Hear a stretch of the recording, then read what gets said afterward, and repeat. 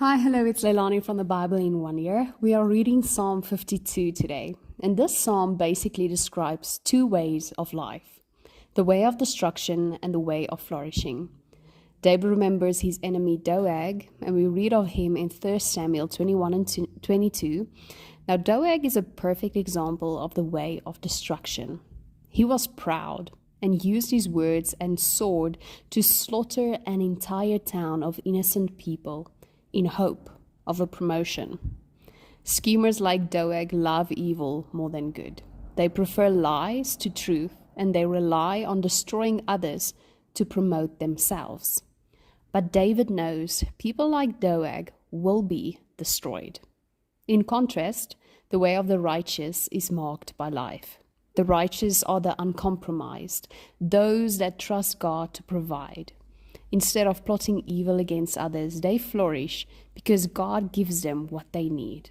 And just like an olive tree planted in God's house, they enjoy His protection and His goodness. And from far away, they watch the destruction of the destroyer and laugh at the ruin of evil. Now, in the middle of the psalm, God gives a verdict. It stands between the way of the destroyer and the way of the flourisher. Like Doeg's razor-sharp schemes, God's judgment is like a sword that separates these two ways of life. One brings death to the destroyer, and the other brings life to those who trust in God. The verdict is very simple. God uproots the evil destroyer like a troublesome weed, but the righteous are like permanent trees. The destroyer is dealt with complete destruction, while the flourisher laughs when evil is destroyed and good is vindicated. They thank God for the good He has done and enjoy His protection and flourishing care forever. Now, Jesus is the sword that divides the whole world between those who are destroyed and those who rest and flourish in Him. He is the true word or verdict of God. On trial, His words pierce through the deceptive motives of His accusers. And even now, His message divides the world between those two, trust in destruction and those who trust in God. Jesus even predicts families will divide over Him, just as His disciples did. Like Doeg, Judas trusted in betrayal and destruction rather than the one he followed. He betrayed Jesus in order to promote himself, but he was uprooted like a weed instead. Jesus is now forever like a tree.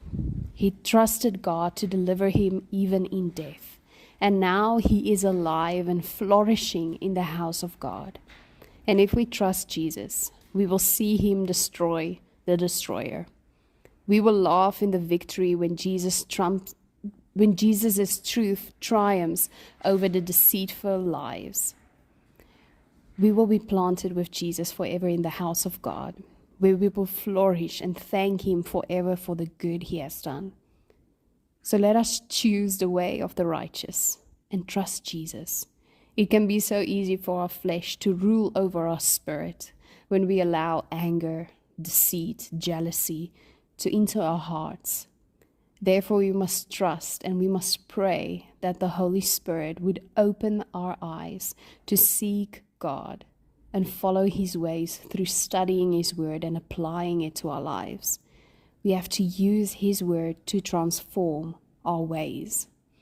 I want to thank you for listening to me. Let us read together again next week. Be blessed and goodbye.